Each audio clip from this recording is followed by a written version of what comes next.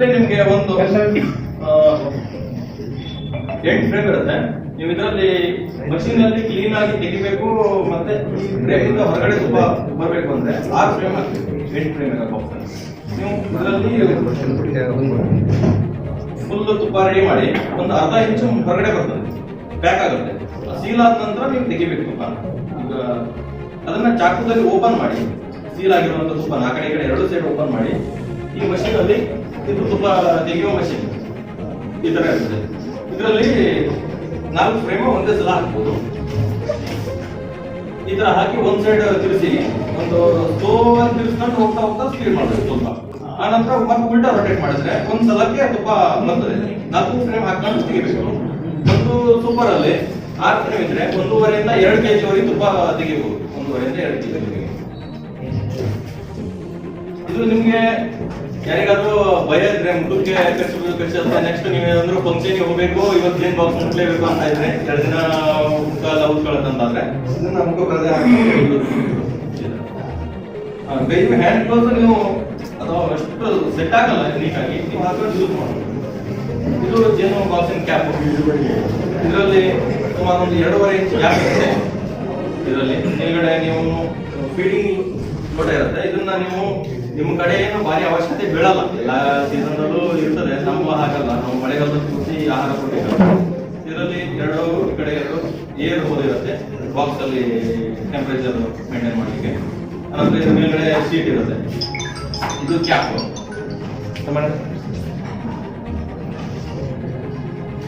ಇವಾಗ ರಾಣಿ full strong ಇದ್ದು ಅದಕ್ಕೆ ಮೊಟ್ಟೆ ಇಡ್ಲಿಕ್ಕೆ ಜಾಗ ಸಾಕಾಗಲ್ಲ. ಈಗ ಫ್ರೂಟ್ ಮೇಲೆ ಮೊಟ್ಟೆ ಇಟ್ಟು ಜಾಸ್ತಿ ಜಾಗ ಮತ್ತು ಸ್ಟ್ರಾಂಗ್ ಇದೆ. ನಾನು 1,500 ಮೊಟ್ಟೆ ಇಡತ್ತೆ ಒಂದು ದಿನಕ್ಕೆ. 500 ಇಂದ 1,500 ಮೊಟ್ಟೆ ಒಂದೇ ರಾಣಿ, ಮತ್ತೆ ಬೇರೆ ಯಾವ ಮೊಟ್ಟೆ ಇಡಲ್ಲ. ಅವಾಗ ನಾವೇನ್ ಮಾಡ್ತೀವಿ ಅಂದ್ರೆ ನಮ್ಗೆ ಮೇಲ್ಗಡೆ ಮೊಟ್ಟೆ ಇಡ್ಲಿಕ್ಕೆ ಬರ್ತದೆ. ಅವಾಗ ನಾವು ಈ ತರ ಒಂದು ಇದರಲ್ಲಿ ಹುಳ ಒಂದೇ ಪಾಸ್ ಆಗುತ್ತೆ ವರ್ಕರ್. ಇದನ್ನ ಪ್ಲೇಟ್ ನ ಮೇಲ್ಗಡೆ ಇಲ್ಲಿ ಹಾಕಿ ನೆಕ್ಸ್ಟ್ ಇದರಲ್ಲಿ ಸೂಪರ್ ಇಟ್ಬಿಟ್ರೆ ನೆಕ್ಸ್ಟ್ ಇದರಲ್ಲಿ ತುಪ್ಪ ಮಾತ್ರ ಆಗುತ್ತೆ. ಮೇಲ್ಗಡೆ ಯಾವುದು ಬರಲ್ಲ ಮರಿ ಮಾಡ್ಲಿಕ್ಕೆ. ರಾಣಿ ಒಂದು ಕೂಡಲ್ಲಿ ಒಂದೇ ರಾಣಿ ಯಾವುದು. ಅದು ನೆಕ್ಸ್ಟ್ ಸರ್ ಹೇಳಿದ್ದಾರೆ, ಅದು ಫಸ್ಟ್ ಮರಿಗೆ ತಾನು ಜಾಗ ಬಿಟ್ಕೊಂಡು ಆನಂತರ ತಾನೇ ಆಗುತ್ತೆ. ಒಳ್ಳೆ ಸ್ಟ್ರಾಂಗ್ ಆಗಿರೋ ಸ್ಟ್ರೆಂತ್ ಇರುವಂತ ಒಳ್ಳೆ ಹೆಂಗ್ ಮರಿಗೆ ತಗೊಂಡು ಆಗುತ್ತೆ. ನೆಕ್ಸ್ಟ್ ಮತ್ತೊಂದು ಮರಿ ಓಪನ್ ಆಗಿ ಬರುತ್ತೆ. ಫಸ್ಟ್ 5-6 ಕಣದಲ್ಲಿ ಆ ಮರಿ ಓಪನ್ ಆಗಿ ಬಂದ ನಂತರ ಈ ಕೂಡಲ್ಲಿ ಯಾವ ರೀತಿ ಹುಳಗಳ ಸಂಖ್ಯೆ ನರಗಳ ಸಂಖ್ಯೆ ಎಷ್ಟಿದೆ ಆ ಕೆಪಾಸಿಟಿ ಮೇಲೆ ಒಂದ್ ಸ್ವಲ್ಪ ಹುಳ ತಗೊಂಡು ಹಾರೋದು. ಅವಾಗ 2 ಪಾಲಾಯ್ತು. ಆದ್ರೂ ನೆಕ್ಸ್ಟ್ ಮತ್ತೆ ಬರುತ್ತೆ, ಮತ್ತೊಂದು ರಾಣಿ ಓಪನ್ ಆಗಿ ಬರ್ತದೆ. ಅದನ್ನು ಎಲ್ಲ ನೋಡ್ತದೆ. ಮತ್ತೆ ಸ್ಟ್ರೆಂತ್ ಇತ್ತು ಅಂದ್ರೆ ಅದೊಂದು ಪಾಲ್ ತಗೊಂಡು ಹೋಗುತ್ತೆ. ಸ್ಟ್ರೆಂತ್ ಇಲ್ಲ ಅಂತ ಆದ್ರೆ ಈ ಗೂಡಿಗೆ ಸಾಕಷ್ಟು ಹುಳ ಅಂತ ಆದ್ರೆ ತಾನು ಮತ್ತೊಂದು ರಾಣಿ ಬಂದ ನಂತರ ರಾಣಿ ನೊಣಗಳ ಶೆಲ್ ಇರುತ್ತೆ ಕೆಳಗಡೆ ಭಾಗದಲ್ಲಿ, ಅದನ್ನ ಕಚ್ಚಿ ಹಾಳು ಮಾಡುತ್ತೆ. ಆ ನಂತರ ಈಗ ರಾಣಿನೇ ಕಚ್ಕೊಂಡು ಏನೋ ನೆಕ್ಸ್ಟ್ ಬಲಿಷ್ಠ ಇರುವ ರಾಣಿ ಬರ್ತದೆ ಅಷ್ಟೇ. ಅದು ನೆಕ್ಸ್ಟ್ ಬಂದ ನಂತರ ಮತ್ತೊಂದು ಪ್ರಾಬ್ಲಮ್ ಇದೆ. ರಾಣಿ ಬಂದ ನಂತರ ಒಂದು 3 ದಿನ 2 ದಿನದ ನಂತರ ಅದು 4:30 ಇಂದ 5 ಗಂಟೆ 4 ಗಂಟೆ ನಂತರನೇ ಗಾಳಿಯಲ್ಲಿ ಮೀಟಿ ಹಾಕುದು. ಗಂಡು ನೋಣ ಲೈಫಲ್ಲಿ ಒಂದ್ ಸೈಡ್ ಟೈಮ್ ಮೀಟ್ ಆಗುತ್ತೆ. ಆನಂತರ ಯಾವತ್ತೂ ಗಂಡು ನೋಣ ಅದು ಮೀಟ್ ಆಗಲ್ಲ. ಬಾಕ್ಸ್ ಒಳಗಡೆ ಎಷ್ಟು ಗಂಡು ನೋಣ ಇದ್ದು ಗಂಡು ನೋಣ ಮೀಟ್ ಆಗುತ್ತೆ. ಅದು ಗಂಡು ನೋಡೋಣ ಮೀಟ್ ಆದ ತಕ್ಷಣ ಗಂಡು ನೋಣ ಸತ್ಕೊಳ್ತದೆ, ಗಾಳಿಯಲ್ಲಿ ಹಾರಾಟ ಅದೊಂದಿದೆ. ಅವಾಗ ಏನಾದ್ರು ನಮಗೆ ಇದು ಜೇನು ಹಕ್ಕಿ ಕಾಟ ಬರ್ತದೆ. ಹಕ್ಕಿಗಳು ಜೇನು ನೊಣಗಳನ್ನು ತಿಂತದೆ. ಗ್ರೀನ್ ಕಲರ್ ಸೈಡ್ ಭಾಗದಲ್ಲೆಲ್ಲ ಲೈನ್ ಗಳು ಕೂತ್ಕೊಳ್ಳೋದು. ಅದರಿಂದ ಪ್ರಾಬ್ಲಮ್ ಆದ್ರೆ ಪ್ರಾಬ್ಲಮ್ ಆಗುತ್ತೆ. ಇಲ್ಲಾಂದ್ರೆ ರಾಣಿ ಕಣ ಸರಿಯಾಗಿ ಬೆಳವಣಿಗೆ ಆಗಿಲ್ಲ ಅಂದ್ರೆ ಅದು ಮೀಟ್ ಆಗುವ ಪ್ರಾಬ್ಲಮ್ ಆಗುತ್ತೆ. ಇದು ರಾಣಿ ಎಲ್ಲಾದ್ರೂ ಗೇಜ್ ನಾವು ಬಿಡಬೇಕು ಅಂದ್ರೆ ರಾಣಿ ಗೇಜ್ ಇಟ್ಕೊಂಡು ಒಂದು ದೊಡ್ಡ ಪ್ರಮಾಣದಲ್ಲಿ ಮಾಡೋರಿಗೆ ಇವೆಲ್ಲ ಅವಶ್ಯಕತೆ ಇರ್ತದೆ. ಇವಾಗ ಸಣ್ಣ ಪ್ರಮಾಣದಲ್ಲಿ ಮಾಡೋರು ಏನು ಶಿಫ್ಟ್ ಮಾಡ್ಬೇಕು ಎಮರ್ಜೆನ್ಸಿ ಇಲ್ಲ ಅಂದ್ರೆ ಈ ಬೆಂಕಿ ಪಟ್ಟಣ ಬರ್ತದೆ ಅಂದ್ರೆ ಅದರಲ್ಲಿ ಹಾಕಬಹುದು. ಮಾತ್ರ ಇದು ರಾಣಿ ಗೇಜ್. ರಾಣಿ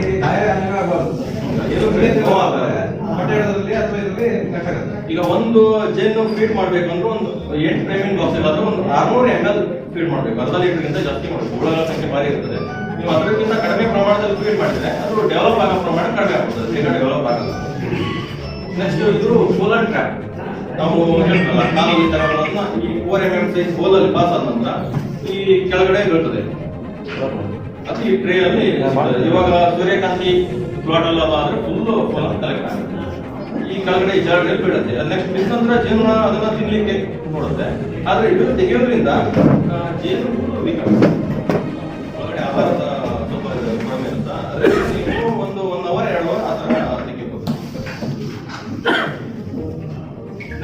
ನಿಮಗೆ ಡಿವೈಡ್ ಮಾಡ್ಕೊಂಡು ಬೇರೆ ಕಡೆ ಹೋಗ್ಬೇಕು ಅಂದ್ರೆ 4 ಫ್ರೇಮಿನ ಬಾಕ್ಸ್.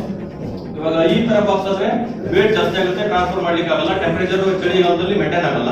ಈ ತರ 4 ಫ್ರೇಮ್ ಬಾಕ್ಸ್ ಅಲ್ಲಿ 3 ಫ್ರೇಮ್ 2 ಫ್ರೇಮ್ ಡಿವೈಡ್ ಮಾಡ್ಕೊಂಡು ಬೇರೆ ಜಾಗದಲ್ಲಿ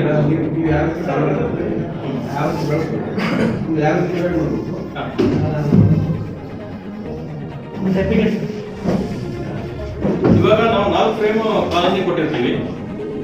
ನಿಮ್ಗೆ ನೆಕ್ಸ್ಟ್ 4 ಫ್ರೇಮ್ ಫುಲ್ ಮಾಡಿದ ನಂತರ ಫ್ರೇಮ್ ನ ಫ್ರೇಮ್ ಒಂದೊಂದ್ರ ಒಂದು ಫುಲ್ ಆಗ್ತಾ ಹೋಗುತ್ತೆ. ಅವಾಗ ಖಾಲಿ ಸೈಡ್ ಇರುವಂತ ಫ್ರೇಮ್ ನ ಮಧ್ಯೆ ಹಾಕೋಬೇಕು, ಮಧ್ಯೆ ನೀಟಾಗಿ ಬಳಸಬೇಕು. ಅವಾಗ ನೆಕ್ಸ್ಟ್ ಫುಲ್ ಆದ ನಂತರ ಅದು ಡಿವೈಡ್ ಮಾಡ್ಬೇಕು ಹೇಳೋ ಒಂದು ಸೂಚನೆ ಅಂದ್ರೆ ಗಂಡು ನೊಣ ಫಸ್ಟ್ ಸ್ಟಾರ್ಟ್ ಮಾಡಿ. ಗಂಡು ನೊಣ ಆಯ್ತು ಅಂದ್ರೆ ನೆಕ್ಸ್ಟ್ ಹೊಸದಾಗಿ ರಾಣಿ ಶೆಲ್ ಮಾಡುತ್ತೆ ಹೇಳೋ ಒಂದು ಮುನ್ಸೂಚನೆ. ಗಂಡು ನೊಣ ರೆಡಿ ಆದ ನಂತರ ಅದು ಗಂಡು ನೊಣದ ಶೆಲ್ಲು ಮುಂದ್ಗಡೆ ಬರ್ತದೆ, ಹೈಟ್ ಬರ್ತದೆ, ನಿಮ್ಗೆ ಗೊತ್ತಾಗುತ್ತೆ ಒಂದ್ಸಲ ತೋರಿಸಿದ್ರೆ. ಆ ನಂತರ ನೀವು ಫಸ್ಟ್ ಸ್ಟಾರ್ಟಿಂಗ್ ಅಲ್ಲಿ ಒಂದು 3 ಫ್ರೇಮ್ ನ ಎತ್ಕೊಂಡು ಚೆನ್ನಾಗಿ ಒಳ್ಳೆ ರಿಂಗ್ ಮರಿ ಕಟಿಂಗ್ ಮೊಟ್ಟೆ ಇರುವಂತ 3 ಫ್ರೇಮ್ ಎತ್ಕೊಂಡು ಈ ಬಾಕ್ಸ್ ಅಲ್ಲಿ ಎತ್ತಬೇಕು ಅಂದ್ರೆ ರಾಣಿ ನೀವು ಈಗ ಓಲ್ಡ್ ಬಾಕ್ಸ್ ಅಲ್ಲಿ ಇರ್ಬೋದು, ಅಥವಾ ನೀವು ರಾಣಿ ಎತ್ಕೊಂಡು ಹೋದ್ರೆ ಇದರಲ್ಲಿ ಡಿವೈಡ್ ಆಗೋ ಚಾನ್ಸಸ್ ಇರುತ್ತೆ. ಬೇರೆ ಫ್ರೇಮ್ ಅಲ್ಲ ಜಾಸ್ತಿ ಫ್ರೇಮ್ ಇದೆ ಸರ್. 8 ಫ್ರೇಮಿಗೆ ಒಂದೇ ರಾಣಿ ಇರುತ್ತಲ್ಲ. ಇವಾಗ 3 ಫ್ರೇಮ್ ನ ನೀವು ಗಂಡು ಮೊಟ್ಟೆ ಆದ ನಂತರ ಎತ್ತಿಟ್ರೆ ಇದು ಈ ಬಾಕ್ಸ್ ಅಲ್ಲಿ ಹಾಕೊಂಡು ಹೋಗಿ ನೀವು ಹತ್ತಿರ ಇಡುವ ಹಾಗಿಲ್ಲ. ಅರ್ಧ ಕಿಲೋಮೀಟರ್ ಅಥವಾ 1.5 ಕಿಲೋಮೀಟರ್ ದೂರದ ನಂತರ ಇಡಬೇಕು. ಇಲ್ಲ ಅಂದ್ರೆ ಈ ಜಾಗ ಏರಿಯಾ ಪರಿಚಯ ಇರೋದ್ರಿಂದ ವಾಪಸ್ ಇದೇ ಗುಡಿಗೆ ಬಂದ್ಬಿಡ್ತದೆ ಹುಳ. ಅವಾಗ ಇದರಲ್ಲಿ ಸ್ಟ್ರೆಂತ್ ಕಡಿಮೆ ಆಗುತ್ತೆ ನೀವು ಡಿವೈಡ್ ಮಾಡಿದ್ರೆ.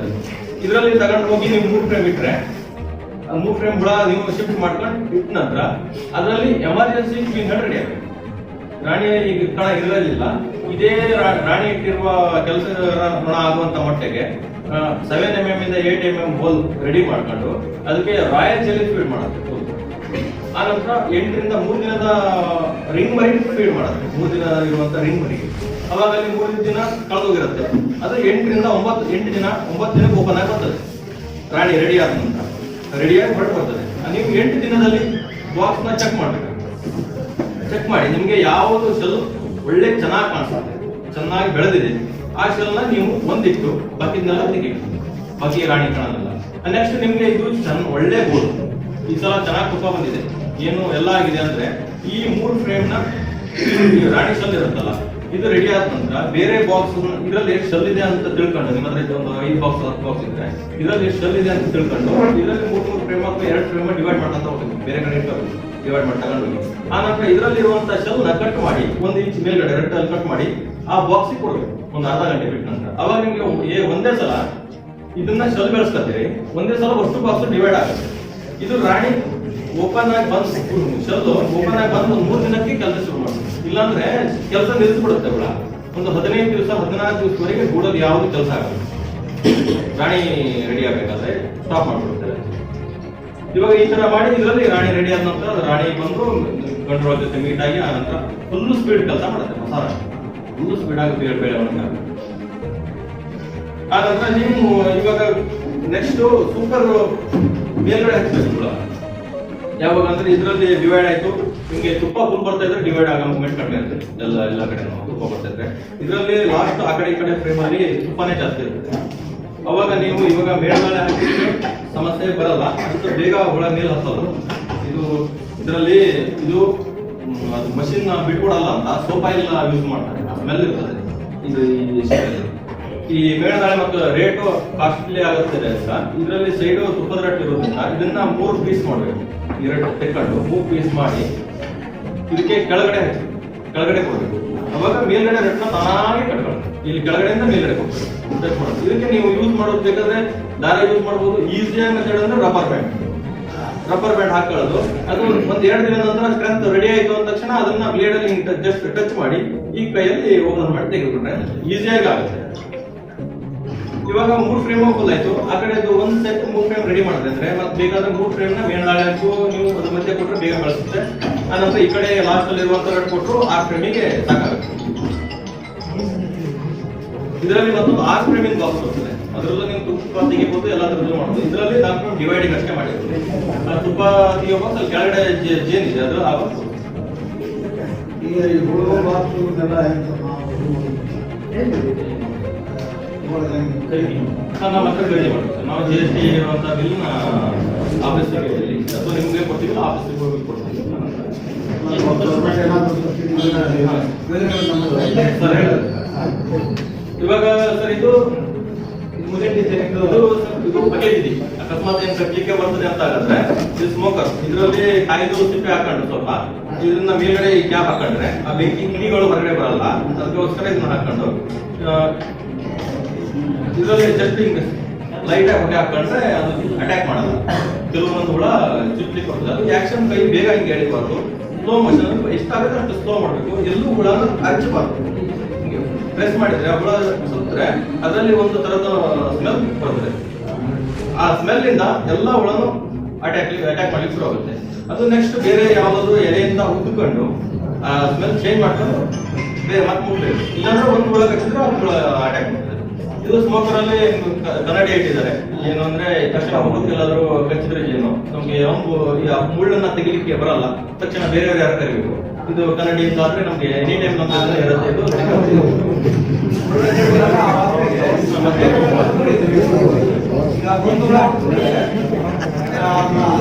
ಸರ ನಮ್ಮ ಊರಿಗೆ ಬಾಕ್ಸ್ ಇದಾವ್ರಿ, ಹುಳ ಹಾರಿಗಿದಾವ. ಈಗ ನಾವು ಹೆಂಗೆ ಇದು ಮಾಡ್ಬೇಕಿಲ್ಲ ಸ್ಟಾಕ್ ಹುಳ ತಗೊಂಡು ಹೌದು ಸರ.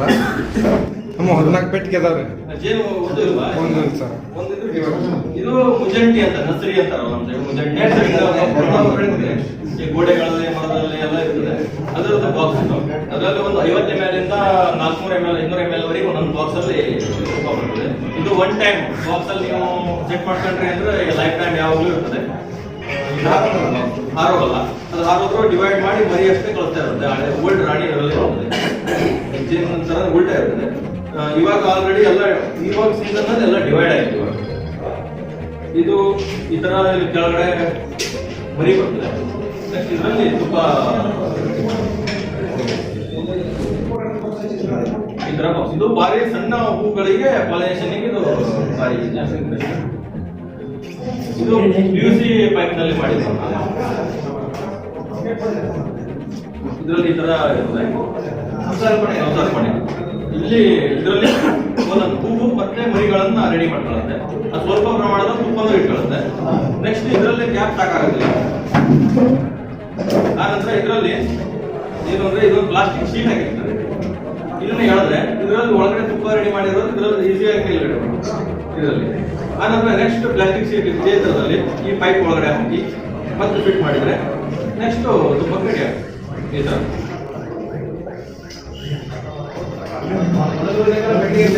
ನ್ಯಾಚುರಲ್ ಆಗಿರೋ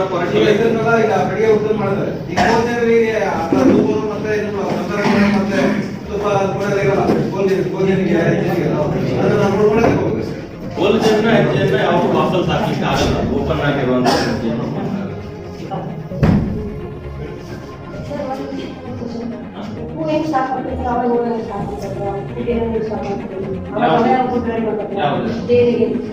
ಜೇನಲ್ಲ, ಜೇನಲ್ಲಿ ಕೂತಾಗ ಬರುತ್ತೆ.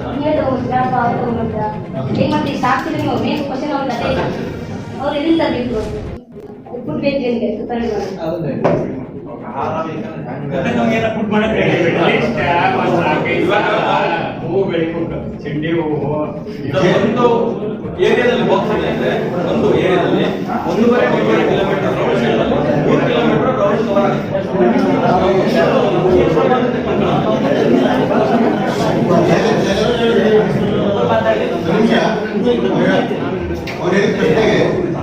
ಜೇನು ಸಾಕಾಣಿಕೆ ನಾವು ಮಾಡ್ತೀವಿ. ಜೇನು ನಮಗೆ ಬೇಕು, ಇಳುವರಿ ಇಂಪಾರ್ಟೆಂಟ್.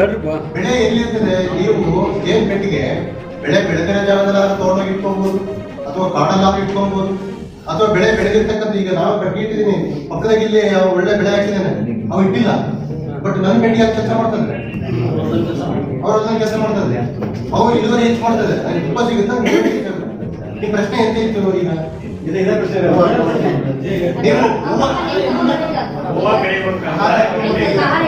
ಆಹಾರ ಕೊಡ್ತಕ್ಕಂಥದ್ದು ಸೂರ್ಯಕಾಂತಿ ಬೆಳೆ, ಸೂರ್ಯಕಾಂತಿ ಬೆಳೆ ನಾನು ಇದು ಬಂದಿಲ್ಲ, ಒಂದು ಸ್ಲೈಡ್ ಬರಲಿಲ್ಲ. ಆಸ್ಟ್ರೇಲಿಯಾದಲ್ಲಿ ಈ ಬಾದಾಮಿ ಬೆಳೆ ಬೆಳೀತಕ್ಕಂಥ ದೊಡ್ಡದೊಂದು ಏನು ತೋಟ ಇದೆ.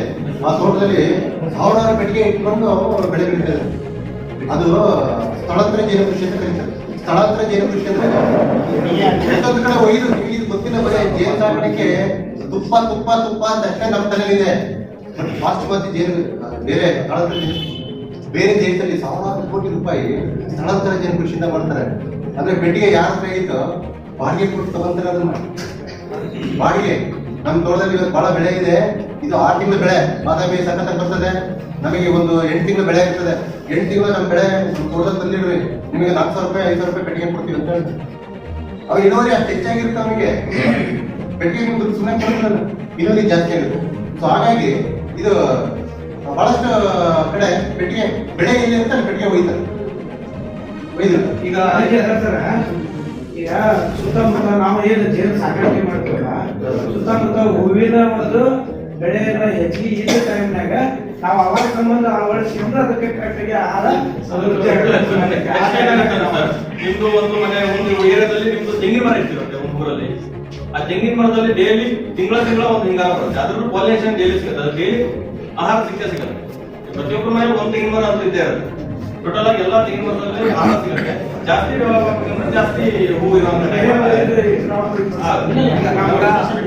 ಈಗ ವಿಚಾರ ಅಂದ್ರೆ ಈಗ ಮುಜಂಗಿ ಏನಿಲ್ಲ, ಗುಜರಾತಲ್ಲಿ ಜಾಸ್ತಿ ಬಳಕೆ ಇದೆ. ಗುಜರಾತಲ್ಲಿ ಸಾಸಿವೆ ಬೆಳಿತಾರೆ, ಈ ಸಣ್ಣ ಸಣ್ಣ ಇದೆಲ್ಲ ಬೆಳಿತಾರಲ್ಲ, ಸಣ್ಣ ಸಣ್ಣ ಹೂ ಆಗೋದಿಲ್ಲ. ಯಾವ್ದೇನು ಪಾಲಿನೇಷನ್ ಮಾಡಲ್ಲ, ಈ ಮುಜಂಗಿ ಜೇನು ಪಾಲಿನೇಷನ್ ಮಾಡುತ್ತೆ. ಅವಾಗ ಅವ್ರದ್ದು 160% ಅಂದ್ರೆ 3 kg ಊರಲ್ಲಿ 160 kg ಅಷ್ಟು ಇಳುವರಿ ಜಾಸ್ತಿ ಇದೆ. ಅಂದ್ರೆ ನಮ್ಮಲ್ಲೂ ಅಷ್ಟೇ, ನಾವು ಕೃಷಿಯಲ್ಲಿ ಏನೇನು ಪರಾಗಸ್ಪರ್ಶ ಕ್ರಿಯೆ ಇದ್ರೆ ಜಾಸ್ತಿ ಲಾಭ ಆಗುತ್ತೆ. ಈಗ ಒಂದು ಸಣ್ಣ ಎಕ್ಸಾಂಪಲ್ ಕೊಡೋಣ. ಈಗ ನೀವು ಒಂದ್ 2 ಜೇನು ಪೆಟ್ಟಿಗೆ ಇಟ್ಕೊಂಡು ಸಾಕಿದ್ರೆ 2 ಜೇನು ಪೆಟ್ಟಿಗೆ ಇಂದ ನಮಗೆ ವಾರ್ಷಿಕವಾಗಿ ಒಂದು 10 kg ಇಂದ 20 kg ವರೆಗೆ ಜೇನುತುಪ್ಪ ಬರುತ್ತೆ. ಆಮೇಲೆ ಒಂದು ಜೇನು ಪೆಟ್ಟಿಗೆನ ಪ್ರತಿ ವರ್ಷ ನೀವು 3 ಜೇನು ಪೆಟ್ಟಿಗೆ ಆಗಿ ಡಿವೈಡ್ ಮಾಡ್ಬೋದು. ಈಗ ಒಬ್ರು ಅಣ್ಣವ್ರು ಹೇಳಿದ್ರು 14 ಪೆಟ್ಟಿಗೆ ಖಾಲಿ ಇದೆ ನಂದು, ಹೇಗೆ ತುಂಬಿಸೋದು ಅಂತ ಕೇಳಿದ್ರು. ಸೊ ಈಗ ಒಂದು ಪೆಟ್ಟಿಗೆ ಇದ್ರೆ 3 ಪೆಟ್ಟಿಗೆ ಮಾಡ್ಬೋದು. ಈಗ ನೀವು 14 ಪೆಟ್ಟಿಗೆ ತುಂಬಿಸ್ಬೇಕಾದ್ರೆ ಒಂದು 4 ಪೆಟ್ಟಿಗೆ ತಗೊಂಡು ಈಗ ಸರಿಯಾಗಿ ಒಂದು 2 ತಿಂಗಳು ಸರಿಯಾಗಿ ಫೀಡ್ ಮಾಡಿ ಅದಕ್ಕೆ ಸಕ್ಕರೆ ಪಾಕ ಅಂತ ಫೀಡ್ ಮಾಡ್ತಾರೆ. ಯಾಕೆ ಫೀಡ್ ಮಾಡ್ತಾರೆ ಅಂದ್ರೆ ಅಭಾವ ಕಾಲದಲ್ಲಿ ಇದ್ದಾಗ ಸಕ್ಕರೆ ಪಾಕ ಅಂದ್ರೆ ಪಾನಕ, ನೀವು 1 ಲೋಟ ಸಕ್ಕರೆ 1 ಲೋಟ ನೀರಿಗೆ ಶುದ್ಧ ನೀರನ್ನು ಸೇರಿಸ್ಕೊಂಡ್ಬಿಟ್ಟು 600 ml ಇದನ್ನ ಫೀಡ್ ಇದರಲ್ಲಿ ಸ್ವಲ್ಪ ಕಾಯಿ ಸಿಪ್ಪೆ ಹಾಕಿದ್ರೆ ಕೂತ್ಕೊಂಡ್ರೆ ಅದು ಹುಡುಗಬಾರ್ದು, ಕೈಗೆ ಅಂಟ್ಕೋಬಾರ್ದು ಅಂತ ಹೇಳಿ ಅದನ್ನ ಹಾಕೊಂಡು ಈ ತರ ಫೀಡ್ ಮಾಡಿದ್ರೆ ಒಂದು 2 ತಿಂಗಳು ಅಲ್ಲಿ ಏನಾಗುತ್ತೆ ಬೆಳವಣಿಗೆ ಆಗುತ್ತೆ. ಇಲ್ಲ ಅಂದ್ರೆ ನೀವು ಹೊರಗಡೆ ಈಗ ಏನಾಗಿದೆ ಮಳೆ ವಾತಾವರಣ ಇರೋದಕ್ಕಾಗಿ ಅದು ಹೊರಗಡೆ ಹಾಕಿ ಕೂಡ ರೆಕ್ಕೆ ಎಲ್ಲ ಒದ್ದಾಗುತ್ತೆ. ಅವಾಗ ಬೇರೆ ಕೀಟಗಳೆಲ್ಲ ಬೇಗ ಅಟ್ಯಾಕ್ ಮಾಡ್ಬಿಡ್ತಾರೆ. ಈಗ ಹಾರಾಡಕ್ಕೆ ಅಷ್ಟು ತಾಕತ್ ಬರಲ್ಲ ಅದಕ್ಕೆ. ಸೊ ಅದಕ್ಕೆ ಏನ್ ಮಾಡ್ಬೇಕಂದ್ರೆ ಆ ಸಂದರ್ಭದಲ್ಲಿ ಮಳೆಗಾಲ ಬಹಳ ತೀವ್ರವಾಗಿದ್ದಾಗ ಅಥವಾ ಮಳೆ ವಾತಾವರಣ ಇದ್ದಾಗ, ಮೋಡದ ವಾತಾವರಣ ಇದ್ದಾಗ ನಾವು ಸ್ವಲ್ಪ ಶುಗರ್ ಫೀಡಿಂಗ್ ಮಾಡ್ಕೊಂಡಿದ್ದಾರೆ. ಆ ಕಾಲನಿಗಳು ಬೇಗ ಬೆಳೀತಾರೆ. ಒಂದು 8 ಫ್ರೇಮ್ ಬೇಗ ತುಂಬಿಕೊಂಡ್ಬಿಟ್ಟು ಅಂತ ಹೇಳಿದ್ರೆ ಅದನ್ನ 1 ಅಥವಾ 2 ಆಗಿ ಡಿವೈಡ್ ಮಾಡ್ಬೋದು.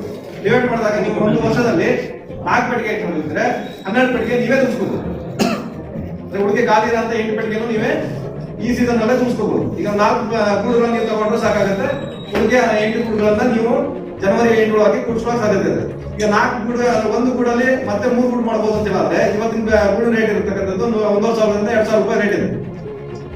ಈಗ ನಾವು 3 ಗೂಡು ತಯಾರು ಮಾಡಿದ್ರೆ 4,000 ರೂಪಾಯಿ ಒಂದು ಪೆಟ್ಟಿಗೆ ಒಳಗೆ ಆದಾಯ ಬರುತ್ತೆ ಯಾವ ಗೂಡು ಮಾರಾಟ ಮಾಡೋದ್ರಿಂದ. ಅದೇ ಜೇನುತುಪ್ಪ ಸಾಮಾನ್ಯ ಒಂದು ಜೇನು ಪೆಟ್ಟಿಗೆ ಒಳಗೆ 8 ರಿಂದ 10 kg ಅವರೇಜ್ ಇಟ್ಕೊಂಡಿದ್ದಾರೆ. ಸಾಮಾನ್ಯ ನಿಮ್ಮ ಭಾಗದಲ್ಲೂ ಅಷ್ಟು ಬರುತ್ತೆ.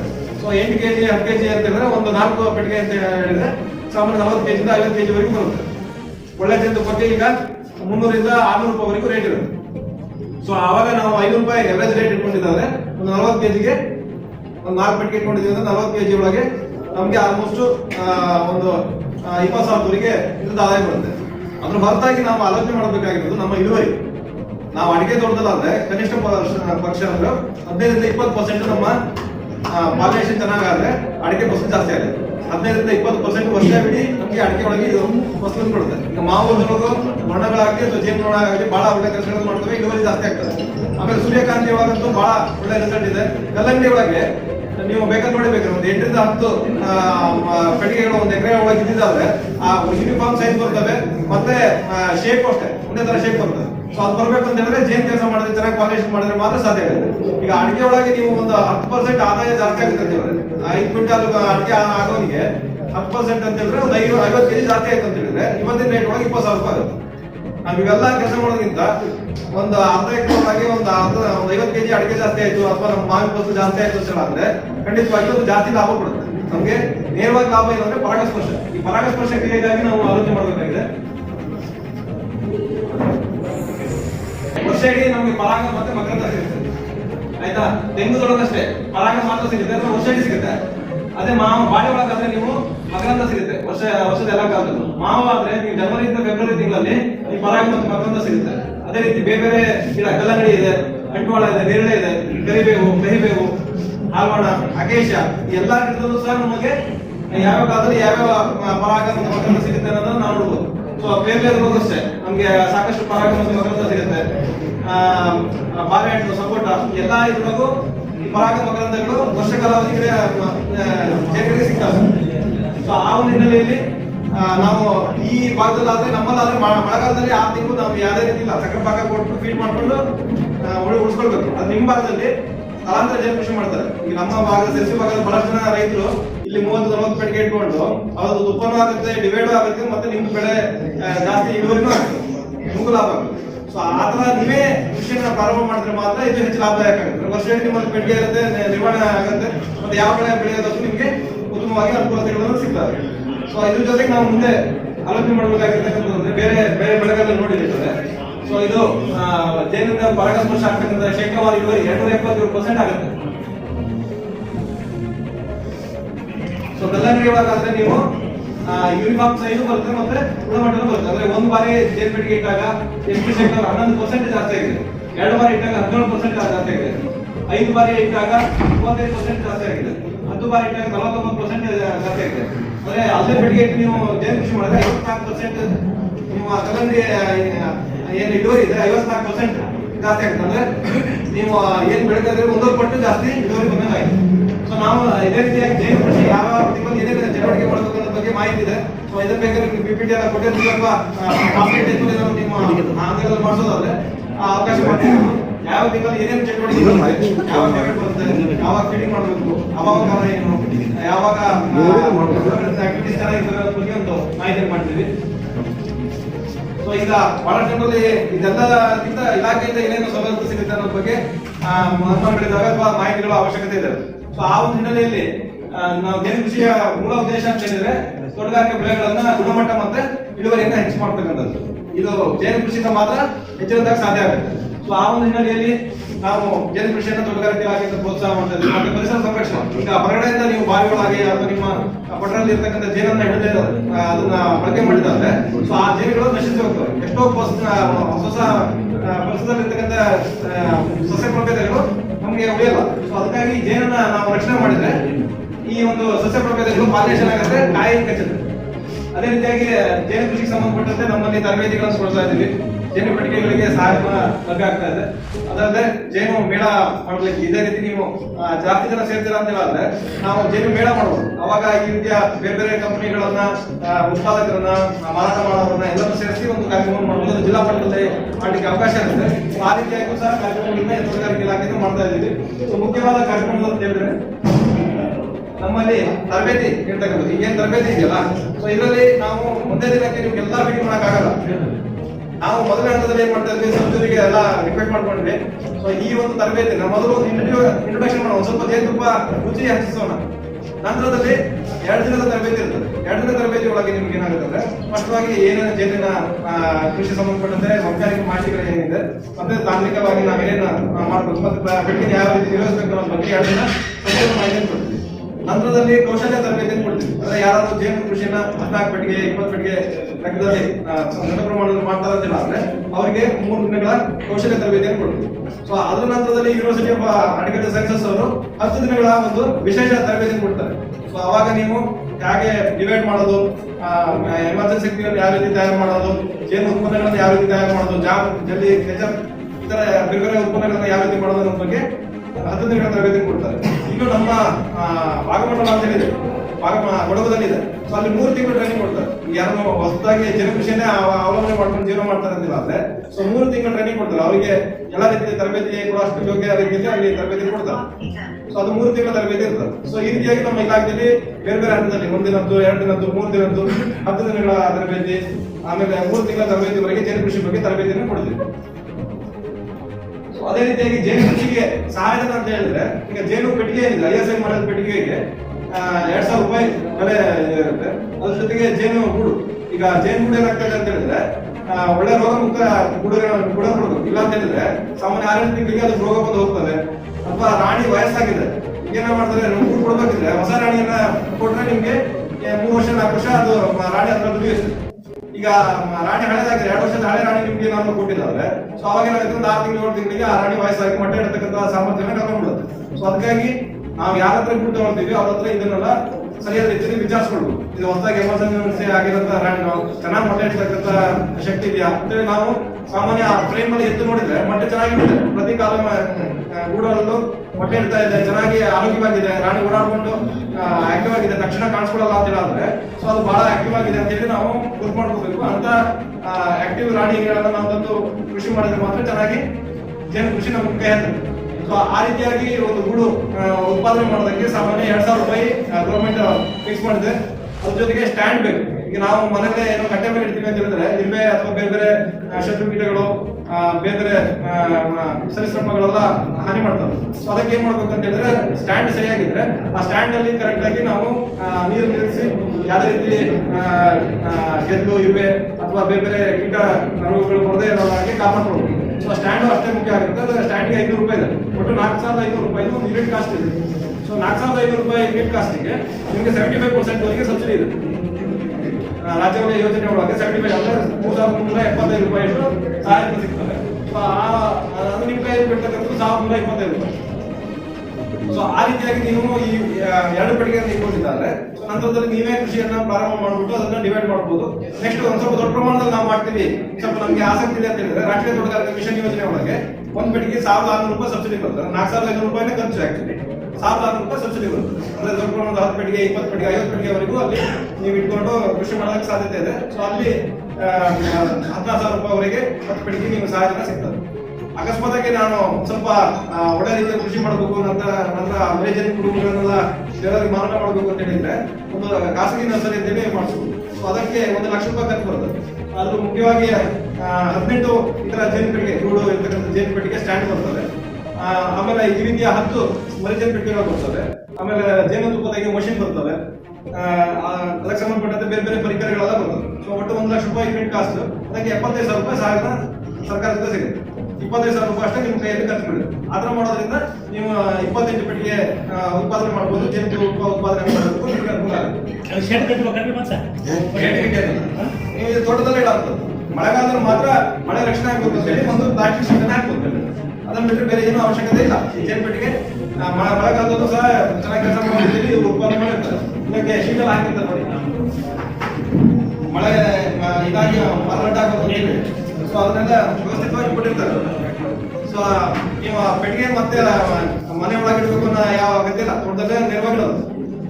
ಸೊ ಅದ್ರ ಜೊತೆಗೆ ಮುಖ್ಯವಾಗಿ ನಮ್ಮಲ್ಲಿ ಇನ್ನೊಂದು ಹೊಸ ಕೇಂದ್ರ ಸರ್ಕಾರದ ಯೋಜನೆ ಏನ್ ಬರ್ತಾ ಇದೆ ಅಂತ ಹೇಳಿದ್ರೆ ಜೇನು ಮಿಷನ್ ಅಂತೇಳಿ ಒಂದು ಕಾರ್ಯಕ್ರಮ ಬರ್ತಾ ಇದೆ. ಸೊ ಅದರಲ್ಲಿ 50 ಪೆಟ್ಟಿಗೆ 75% ಸಬ್ಸಿಡಿ ಬರುತ್ತದೆ. ಆದರೆ ಅದಕ್ಕೆ ನೀವು ಮುಂಚಿತವಾಗಿ ಇಲಾಖೆಯನ್ನ ಸಂಪರ್ಕ ಮಾಡಿಬಿಟ್ಟು ಅದಕ್ಕೆ ಸಂಬಂಧಪಟ್ಟಂತೆ ದಾಖಲಾತಿಗಳನ್ನು ಕೊಡಬೇಕಾಗುತ್ತೆ, ಒಂದು ಪ್ರಾಜೆಕ್ಟ್ ರಿಪೋರ್ಟ್ ಮಾಡಬೇಕಾಗುತ್ತೆ. ಸೊ ಆ ಥರ ಮಾಡೋದ್ರಿಂದ ನಿಮಗೆ ಜೇನು ಸಂಸ್ಕರಣಾ ಘಟಕ ಆಗಿರ್ಬೋದು ಅಥವಾ ಜೇನು ಉತ್ಪಾದನಾ ಪೆಟ್ಟಿಗೆ ಅವರಿಗೆ ಅದಕ್ಕೆ ಅವಕಾಶ ಬರುತ್ತೆ.